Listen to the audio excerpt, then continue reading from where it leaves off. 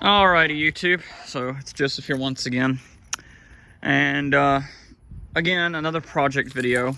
That this one is more of a mysterious issue than anything else. It's something that I haven't been able to catch on video, but yet my sisters and my dad have told me has happened in the past.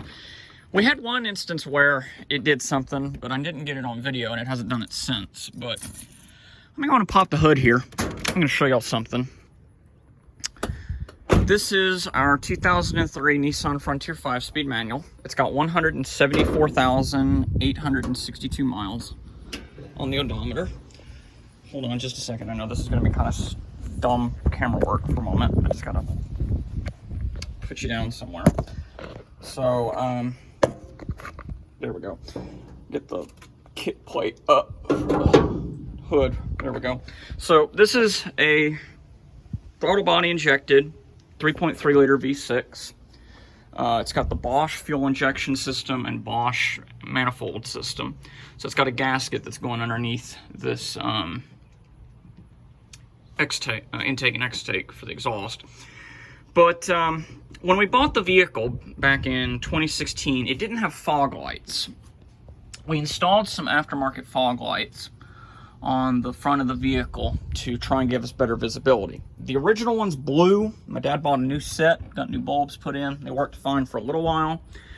But then we were at Walmart, and me and my dad went to go get something at Walmart, or really rather he went to go get something at Walmart. Went out and got the groceries and went out to try and start it, and it just acted completely dead. So he had me come in the DeVille and bring some jumper cables. And he said, you know what, let's just leave it at the parking lot. We'll go and take care of it later. It sat there for 2 days. He went back out there, tried to turn it over. And if you look here, oh, the door's locked actually. Let's go back around. If you look here, okay, let's start over. So we... we're at the Walmart, had the jumper cables, went home because we decided not to touch it. Sat for a couple of days, we went out there, checked it, and the light was completely off. It was not lit up like it is now.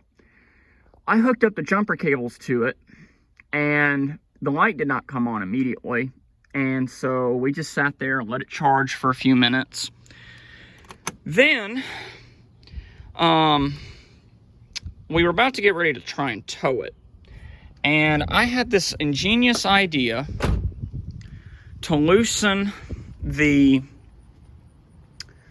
contact wire for the fog lights from this twister bolt. And my dad went in, turned the key, the light was on in the interior, the vehicle started right up. Well, a few months passed, we don't have any more hiccups with that. We haven't rehooked up the fuse for the fog lights yet. Haven't tested that. But my sister, she was at the store, or her work rather, one of the two, and she went to try and start this thing, and it would turn over, but it would not fire. And the only way she could get it to fire was to pump the gas pedal like this, from what she told me. She had to pump the gas pedal like a carbureted vehicle, and then it finally cranked up.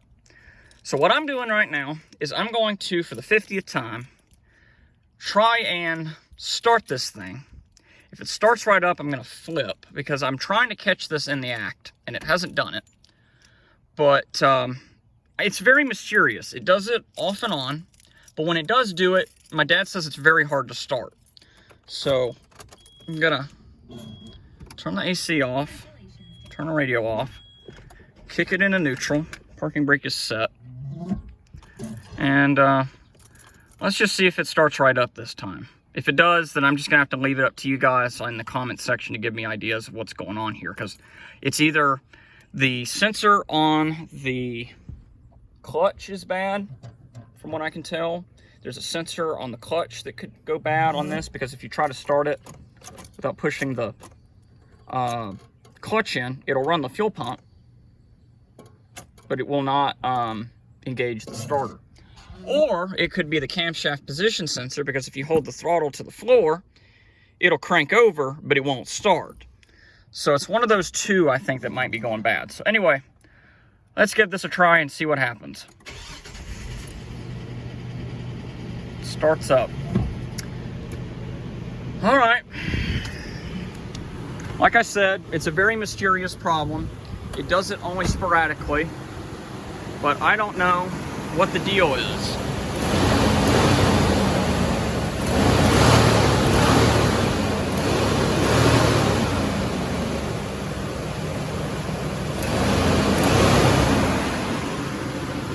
Now, what I could do is we could try hooking this back up and see if that grounds it out to where it won't start again.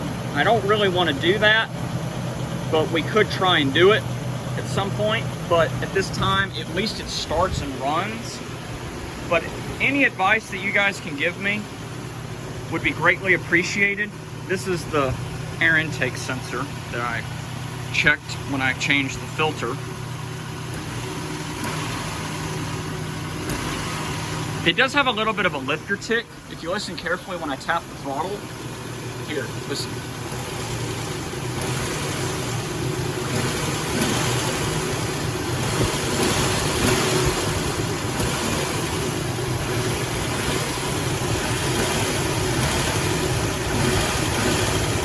The nice handy thing I have about my AirPods is it'll only pick up what I can hear through my ears. So it's kind of like an extra microphone.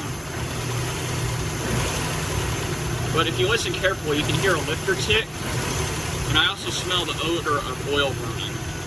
So it's probably got a manifold leak somewhere, but that's a common problem with this thing.